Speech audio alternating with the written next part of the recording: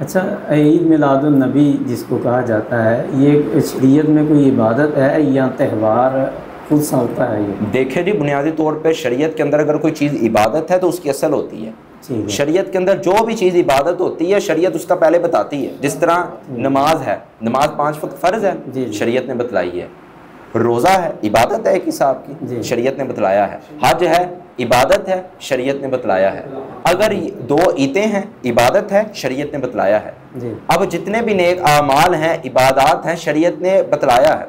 अब जो ईद मिलाद नबी है, जश्न है, जुलूस हैं, इसका शरीयत ने नहीं बतलाया, इसका शरीयत ने नहीं बतलाया। और रसूल मुकर्रम सल्लल्लाहु अलैहि वसल्लम ने फरमाया, मन अहदस फी अमरिना हादा मा लैसा मिन्हु फहुव रद्दुन, जिसने हमारे दीन के अंदर कोई ऐसी इबादत निकाली कि हमारे दीन में वो इबादत नहीं थी, फहुव रद्दुन, वो बातिल है, वो मरदूद है। और रसूलुल्लाह सल्लल्लाहु अलैहि वसल्लम की एक और भी हदीस है, मन आमिला अमलन लैसा अलैहि अमरुना फहुव रद्दुन।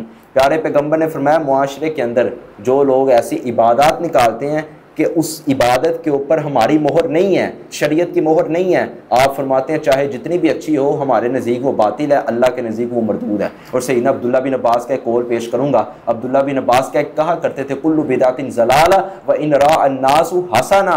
अब्दुल्ला बिन अब्बास कहा करते थे, हर बिदत गुमराही है, लोग चाहे उसको इबादत समझ के करें, लोगों के अंदर रिवाज बन जाए, और लोग चाहे उसको समझे कि बड़ी खूब इबादत है, कुल्लु बिदातिन ज़लाला, जिसके ऊपर मेरे मोहम्मद रसूलुल्लाह की मोहर नहीं है, वो बातिल है और वो